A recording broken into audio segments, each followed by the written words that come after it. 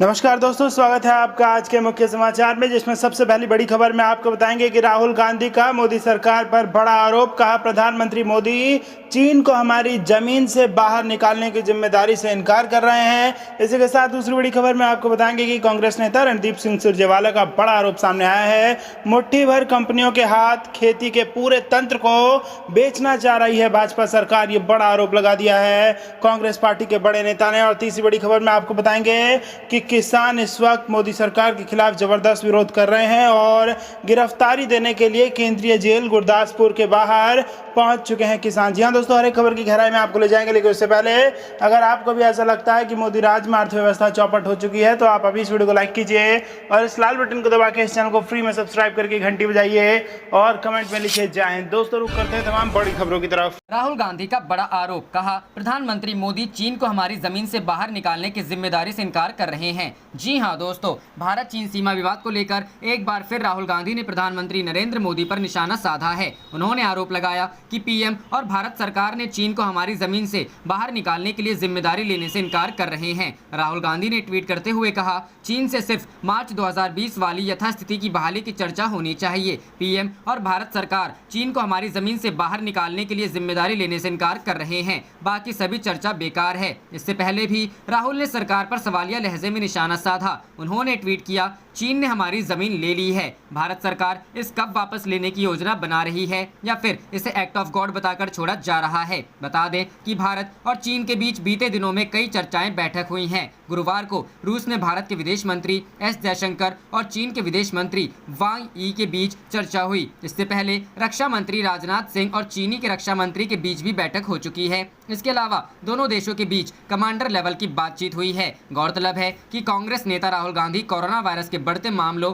अर्थव्यवस्था, युवाओं को रोजगार और सीमा पर तनाव को लेकर लगातार मोदी सरकार को निशाने पर ले रहे हैं। राहुल गांधी अर्थव्यवस्था को लेकर भी सरकार को घेरने की कोशिश कर रहे हैं। हाल ही में उन्होंने नोटबंदी और जीएसटी के मुद्दे को लेकर एक वीडियो सीरीज शुरू की थी। रुक करते हैं अगली खबर की तरफ। कांग्रेस नेता रणदीप सिंह सुरजेवाला का बड़ा आरोप। मुट्ठी भर कंपनियों के हाथ खेती के पूरे तंत्र को बेचना चाह रही भाजपा सरकार। जी हां दोस्तों, कांग्रेस के बड़े नेता रणदीप सिंह सुरजेवाला ने कहा है कि भाजपा के नेतृत्व वाली मोदी सरकार मुट्ठी भर कंपनियों के हाथ खेती के पूरे तंत्र को बेच देना चाह रही है। इसलिए एक साजिश के तहत कोरोना महामारी के बीचों बीच 3 काले कानून अध्यादेशों माध्यम से लाए गए ताकि किसान, आड़ती, मजदूर का गठजोड़ खत्म हो तथा पूरा कृषि तंत्र ही गुलामी की बेड़ियों में जकड़ दिया जाए। इसके पहले भी उन्होंने ट्वीट कर कहा था कि मोदी खट्टर सरकारों को किसान, आड़ती, मजदूर की ड्योढ़ी पर घुटने टिकवाकर हम दम लेंगे और खेती विरोधी तीनों काले कानूनों के खिलाफ संसद के अंदर व बाहर निर्णायक जंग लड़ेंगे। उन्होंने कहा कि खेती और मंडी विरोधी भाजपा को जड़ से उखाड़ फेंकने का संकल्प ही एकमात्र ध्येय है। सुरजेवाला ने यह भी कहा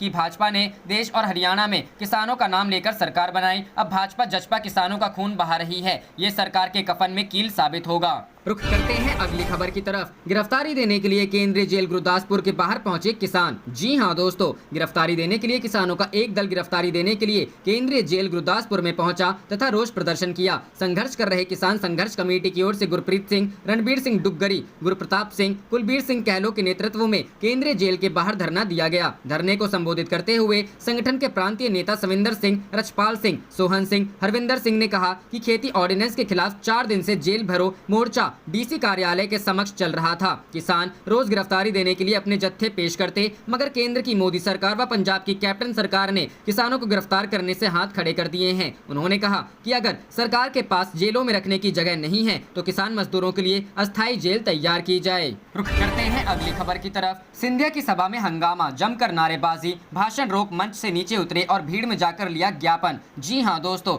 मध्य प्रदेश में होने वाले उपचुनाव की सरगर्मियां तेज हो गई हैं। बीजेपी ने भी चुनावों को देखते हुए मैदान में पूरी ताकत झोंक दी है। इसी के चलते शिवपुरी में शुक्रवार को ज्योतिरादित्य सिंधिया की सभा का आयोजन किया गया था। इस दौरान जैसे ही सिंधिया मंच पर चढ़े, ओबीसी कार्यकर्ताओं ने जोरदार हंगामा शुरू कर दिया। इस बीच सिंधिया ने अपना भाषण शुरू कर दिया था, लेकिन नारेबाजी बढ़ने के साथ ही उन्हें बीच में रोकना पड़ा। दरअसल ओबीसी के कार्यकर्ता 27% आरक्षण की मांग को लेकर नारेबाजी कर रहे थे। रुक करते हैं अगली खबर की तरफ। महामारी के बीच यूपी में कोरोना किट घोटाला, तय कीमत से 5 गुना ज्यादा दामों पर खरीदने के आरोप आरोप। जी हां दोस्तों, कोरोना वायरस जैसी महामारी की मुसीबत के बीच उत्तर प्रदेश में अब कोविड किट घोटाला हो गया है, जब 45 लाख से ज्यादा लोग इसके शिकार हो गए हैं और करोड़ों लोगों की नौकरी चली गई, करोड़ों के काम बंद हो गए। इस बीमारी के घर घर सर्वे के लिए सरकार ने कोरोना के सर्वे के लिए 2 पल्स ऑक्सीमीटर और थर्मल स्कैनर खरीदने के आदेश दिए। उसे जिलों में तय कीमत से 5 गुना ज्यादा दाम पर खरीद लिया गया। ये आरोप खुद बीजेपी के विधायक और पदाधिकारी लगा रहे हैं। घोटाले में 2 अफसर सस्पेंड किए गए हैं और सरकार ने अब इस पर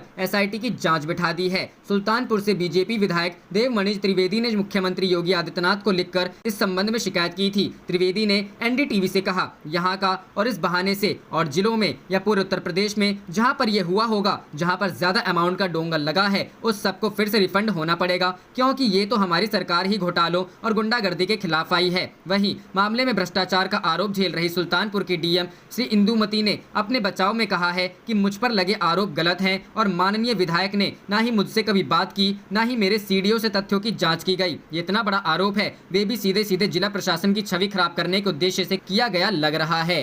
रुख करते हैं अगली खबर की तरफ। इंटरनल सर्वे ने बढ़ा दी है बीजेपी की बेचैनी, सीएम नीतीश की लोकप्रियता में आई भारी कमी। जी हां दोस्तों, भारतीय जनता पार्टी ने बिहार विधानसभा चुनाव के लिए एक इंटरनल सर्वे कराया है। ये सर्वे पार्टी के जनरल सेक्रेटरी, एमएलसी और प्रदेश उपाध्यक्षों के 90 लोगों की टीम ने की है। सूत्रों की माने तो सर्वे 25 से 28 अगस्त के बीच किया गया है। 3 दिनों तक इस टीम ने पार्टी के मंडल स्तर तक जाकर जानकारी इकट्ठा की है। सर्वे के आधार पर जो रिपोर्ट बीजेपी के पास आई है वो चौंकाने वाली है। दरअसल बीजेपी के इस आंतरिक सर्वे में यह बात सामने आई है कि बिहार में 15 साल से सत्ता के शीर्ष पर बैठे मुख्यमंत्री नीतीश कुमार के खिलाफ इस बार एंटी इनकम्बेंसी फैक्टर काफी अधिक है। नीतीश पर लोगों का भरोसा कम। सर्वे में यह बात भी सामने आई है कि भाजपा को छोड़ने और आरजेडी के साथ जाने, फिर आरजेडी को छोड़कर बीजेपी के साथ जाने के नीतीश कुमार के फैसले के बाद उनकी विश्वसनीयता पर लोग संदेह करने लगे हैं। इसके अलावा सर्वे में यह बात भी सामने आई है कि लालू प्रसाद यादव को लेकर नीतीश कुमार कहीं न कहीं सॉफ्ट हैं। वहीं बीजेपी के बड़े से बड़े नेता लालू पर सीधा हमला करते हैं। रुख करते हैं अगली खबर की तरफ। लालू यादव को डैमेज कंट्रोल का असर, अपने फैसले से पीछे हट सकते हैं रघुवंश प्रसाद, करीबी नेता का दावा। जी हां दोस्तों, बिहार विधानसभा चुनाव से ठीक पहले दल को तगड़ा झटका लगा है। पार्टी के दिग्गज नेता और लालू प्रसाद यादव के दोस्त रघुवंश प्रसाद सिंह ने पार्टी से इस्तीफा दे दिया है। हालांकि उनके इस्तीफे के तुरंत बाद लालू यादव का एक पत्र सामने आया, जिसमें उन्होंने रघुवंश प्रसाद सिंह का इस्तीफा नामंजूर करते हुए मनाने की कोशिश की और कहा कि वो कहीं नहीं जा रहे हैं। लालू यादव के इस डैमेज कंट्रोल का असर भी नजर आ रहा है। ऐसी संभावना है कि रघुवंश प्रसाद सिंह अपने फैसले से पीछे हट सकते हैं। रघुवंश प्रसाद सिंह को मनाने की कोशिशें तेज। आरजेडी के वरिष्ठ नेता ने करीबी ने हमारे सहयोग अखबार से बात करते हुए कहा कि आरजेडी सुप्रीमो लालू प्रसाद यादव का पत्र सामने आने के बाद रघुवंश प्रसाद सिंह अपने फैसले से पीछे हट सकते हैं। वो 1 या 2 दिनों में अपना रुख पूरी तरह से साफ कर देंगे। कुछ समय पहले ही रघुवंश प्रसाद सिंह ने आरजेडी के उपाध्यक्ष पद से भी इस्तीफा दे दिया था। इसके बाद से ही उनके आरजेडी छोड़ने की अटकलें लगाई जा रही थीं। रुक करते हैं अगली खबर की तरफ। बिहार चुनाव, रामविलास का ट्वीट, मेरी तबीयत खराब, बेटे चिराग के हर फैसले का समर्थन। जी हां दोस्तों, कोरोना वायरस संकट काल के बीच बिहार में इस वक्त चुनावी सरगर्मी शुरू हो गई है। सभी राजनीतिक दल अपनी अपनी तैयारियों में जुटे हैं। इस बीच केंद्रीय मंत्री और लोक जनशक्ति पार्टी के नेता रामविलास पासवान ने शुक्रवार को कई ट्वीट किए। रामविलास पासवान ने जानकारी दी कि खराब तबीयत के कारण अभी अस्पताल में हैं। ऐसे में चिराग पासवान पार्टी को लेकर जो भी फैसला ले रहा है वो उसके साथ हैं। रामविलास पासवान ने ट्वीट किया कि कोरोना संकट के समय खाद्य मंत्री के रूप में निरंतर अपनी सेवा देश को दी और हर संभव प्रयास किया कि सभी जगह खाद्य सामग्री समय पर पहुंच सके। इसी दौरान तबीयत खराब होने लगी, लेकिन काम में कोई ढिलाई ना हो, इस वजह से अस्पताल नहीं गया। केंद्रीय मंत्री ने आगे लिखा कि मेरी खराब तबीयत का एहसास जब चिराग को हुआ तो उसके कहने पर मैं अस्पताल गया और अपना इलाज करवाने लगा। मुझे खुशी है कि इस समय मेरा बेटा चिराग मेरे साथ है और मेरी हर संभव सेवा कर रहा है। मेरा ख्याल रखने के साथ साथ पार्टी के प्रति भी अपनी जिम्मेदारियों को बखूबी निभा रहा है। बिहार चुनाव को लेकर रामविलास पासवान ने आगे लिखा कि मुझे विश्वास है कि अपनी युवा सोच से चिराग पार्टी व बिहार को नई ऊंचाइयों तक ले जाएगा। चिराग के हर फैसले के साथ मैं मजबूती से खड़ा हूं। मुझे आशा है कि मैं पूर्ण स्वस्थ होकर जल्द ही अपनों के बीच आऊंगा। साफ है कि बीते दिनों में चिराग पासवान ने बिहार में चुनाव को लेकर कई बड़ी बातें कही हैं। उनकी पार्टी की ओर से लगातार नीतीश कुमार का विरोध किया जा रहा है और कहा गया है कि वो बीजेपी के साथ गठबंधन में है, जेडीयू के साथ नहीं। इतना ही नहीं, हाल ही में हुई पार्टी के बैठक में 143 सीटों पर चुनाव लड़ने की तैयारी करने की भी बात कही गई। ऐसे में अब जब रामविलास पासवान ने खुले तौर पर चिराग के समर्थन की बात कर दी है तो आने वाले दिनों में बिहार चुनाव की तस्वीर बदल सकती है।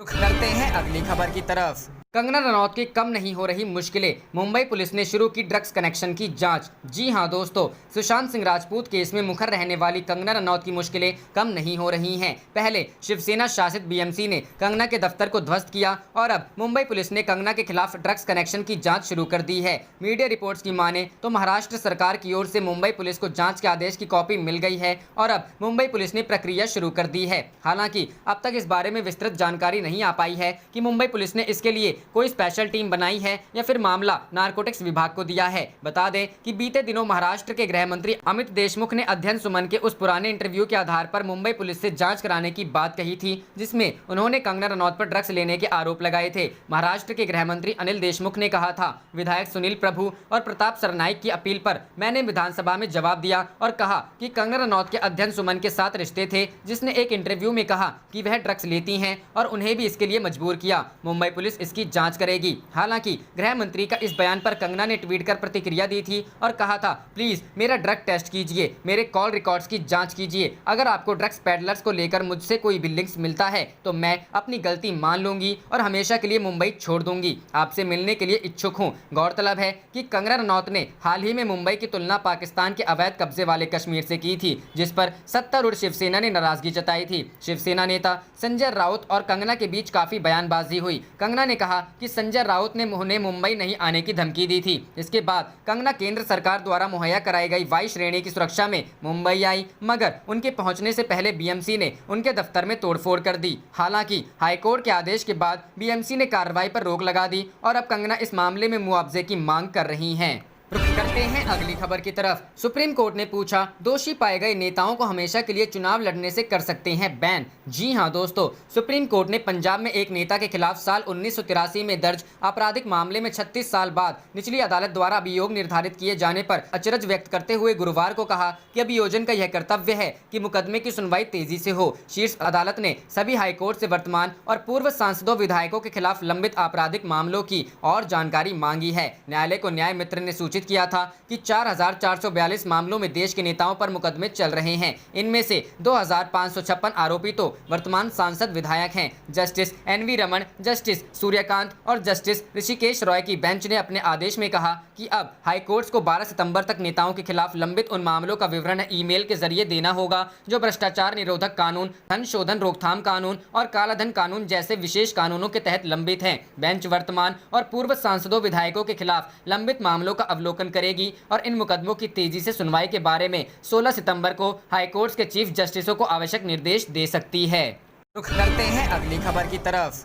राहुल गांधी का मोदी सरकार पर वार, चीन ने हमारी जमीन ले ली, क्या यह भी एक्ट ऑफ गॉड है? जी हां दोस्तों, भारत और चीन के मध्य सीमा पर तनाव के बीच कांग्रेस के पूर्व अध्यक्ष राहुल गांधी ने चीनी घुसपैठ के मुद्दे पर केंद्र सरकार पर एक बार फिर निशाना साधा है। राहुल गांधी ने शुक्रवार सुबह अपने ट्वीट में लिखा, चीन ने हमारी जमीन पर कब्जा कर लिया, भारत सरकार इसे वापस हासिल करने की योजना बना रही है या फिर इसे भी एक दैवीय घटना बताकर छोड़ा जा रहा है। राहुल गांधी पहले भी कई बार चीनी घुसपैठ के मुद्दे पर केंद्र सरकार पर सवाल उठाते रहे हैं। बता दें कि कांग्रेस के पूर्व अध्यक्ष राहुल गांधी चीन के अलावा कोरोना वायरस, रोजगार, निजीकरण, परीक्षाओं, जीडीपी में गिरावट, अर्थव्यवस्था और परीक्षाओं को लेकर लगातार सवाल उठा रहे हैं। वहीं कांग्रेस पार्टी मानसून सत्र में भी चीनी घुसपैठ के मुद्दे को जोर शोर से उठाने की तैयारी में है। कांग्रेस अध्यक्ष सोनिया गांधी की अध्यक्षता में हाल ही में कांग्रेस के सांसदों की बैठक हुई। बैठक में संसद के आगामी सत्र में सरकार को घेरने की रणनीति पर चर्चा हुई। सूत्रों के मुताबिक मीटिंग में तय किया गया कि चीनी घुसपैठ के मुद्दे पर प्रधानमंत्री नरेंद्र मोदी को सीधे तौर पर घेरा जाए। बैठक में मौजूद राहुल गांधी ने कहा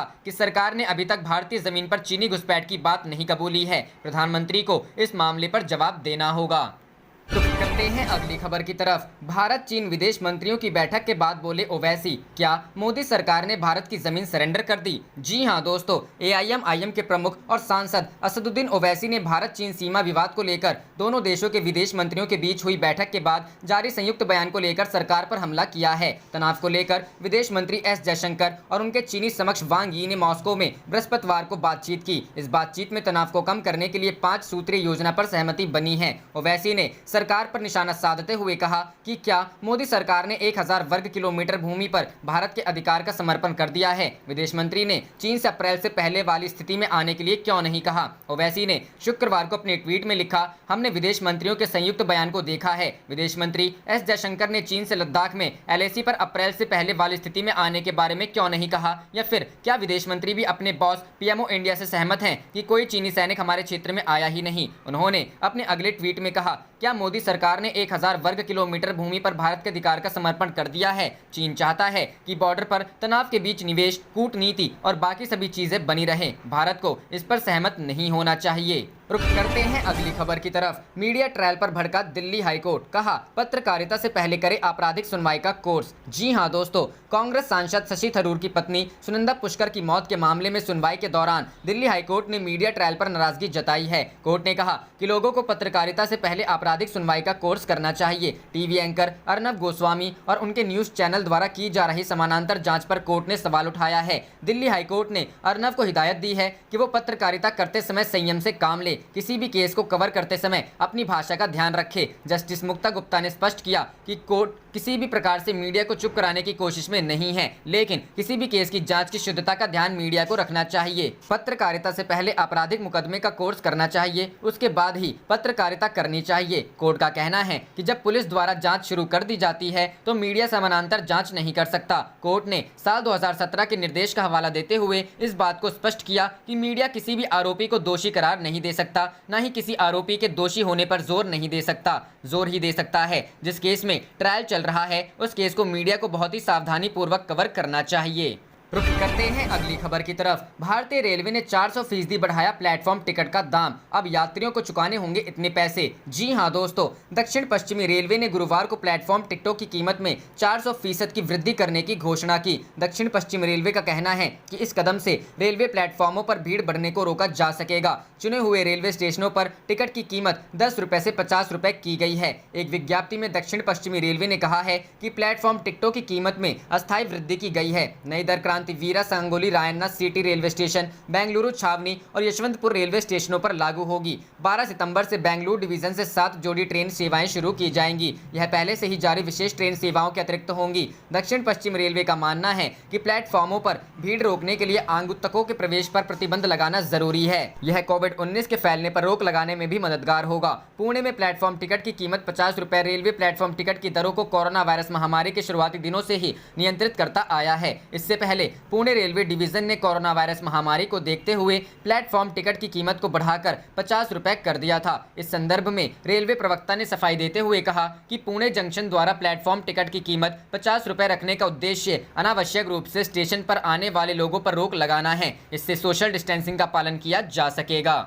रुक करते हैं अगली खबर की तरफ। ई टेंडर घोटाला, शिवराज सरकार में जांच हुई धीमी, 6 महीने बाद भी नहीं मिली 42 टेंडरों की टेक्निकल रिपोर्ट। जी हां दोस्तों, तत्कालीन कमलनाथ सरकार में मध्य प्रदेश के बहुचर्चित ई टेंडर घोटाले की जांच ने एक समय प्रदेश की राजनीति में खलबली मचाई थी। अब उस जांच की गति धीमी हो गई है। कारण है कि EOW को central agency Indian computer emergency response से टेंडर से जुड़ी टेक्निकल रिपोर्ट न मिलना। 6 महीने पहले EOW की टीम दिल्ली पहुंची थी, लेकिन उसे टेक्निकल रिपोर्ट नहीं मिली। अब फिर से EOW इस रिपोर्ट को हासिल करने के लिए दोबारा दिल्ली स्थित इंडियन कंप्यूटर इमरजेंसी रिस्पांस के दफ्तर जा सकती है। तत्कालीन कमलनाथ सरकार के दौरान 9 टेंडर को लेकर FIR दर्ज हुई थी। उस दौरान से इस रिपोर्ट को केंद्रीय एजेंसी से मांगा जा रहा था। 1 साल गुजरने के बाद भी रिपोर्ट EOW को नहीं मिली है, उसे एजेंसी को भेज दिया गया है। ऐसे में उन टेंडरों में हुए घोटालों की जांच रुक गई है, जिसमें गड़बड़ी की पुष्टि EOW की प्राथमिक जांच में हुई थी। जब तक टेक्निकल रिपोर्ट नहीं आ जाती, तब तक EOW इन मामलों में FIR दर्ज नहीं कर सकती है। रुक करते हैं अगली खबर की तरफ। कहीं LJP का सुर ना बिगाड़ दे 143 सीटों का राग, सियासी गणित में फिट नहीं बैठ रहे मंसूबे। जी हां दोस्तों, राष्ट्रीय जनतांत्रिक गठबंधन में रहते हुए लगातार मुख्यमंत्री नीतीश कुमार पर हमला कर अब 143 सीटों पर लड़ने की हवा लेने वाली लोक जनशक्ति पार्टी अपनी रणनीति का खुलासा भले ना कर रही हो, लेकिन आंकड़े गवाह हैं कि उसके ऐसे मंसूबों ने हमेशा मुंह की खाई है। अवसरवादी राजनीति का ठप्पा लगवा चुकी पार्टी के इस बार के तेवर को ना तो NDA कोई तवज्जो दे रहा है और ना ही महागठबंधन LJP की कमान कमान संभाले युवा चिराग पासवान के रवैये से जनता दल यूनाइटेड में बेहद आक्रोश है और उसके बिना चुनाव में उतरने का मन बनाए हैं। हर तरह से दांव आजमा चुकी एलजेपी। बिहार में एलजेपी हर तरह से दांव आजमा चुकी है, अकेले भी लड़कर व गठबंधन के सहारे भी, लेकिन नतीजे कुछ खास नहीं रहे। पिछले 15 साल में हुए 4 चुनावों में एलजेपी के आंकड़े ऐसे नहीं रहे जो उसे सहयोगियों पर दबाव बनाने की स्थिति में ला सके। 2005 में फरवरी में हुए चुनाव में लालू विरोधी लहर के दौरान जरूर वह कुछ फायदे में रही, जिसमें 178 सीटों पर उम्मीदवार उतारकर 29 सीटें जीतने में सफल रही। अब तक के सर्वाधिक 12.62% वोट भी उसी चुनाव में मिले। हालांकि वह जीत काम नहीं आई, सरकार ही नहीं बनी और विधानसभा भंग कर दी गई। इस बार चुनावी साल की शुरुआत से ही चिराग पासवान मुख्यमंत्री नीतीश के खिलाफ मुखर होते रहे हैं। उनकी पार्टी हर मौके पर नीतीश का विरोध करने से नहीं चूक रही है। वे नीतीश को मुख्यमंत्री का चेहरा मानने से पक्ष में नहीं है। एलजेपी संसदीय दल की बैठक में 143 सीटों पर प्रत्याशी उतारने की बात भी हुई। सीधे तौर पर तो नहीं, लेकिन पार्टी में जेडीयू के खिलाफ प्रत्याशी उतारने की बात भी चर्चा में आई, जबकि सहयोगी बीजेपी नीतीश के चेहरे पर ही चुनाव लड़ने की घोषणा बार बार कर रही है। आप देख रहे थे आपका अपना चैनल जय हिंद जय भारत।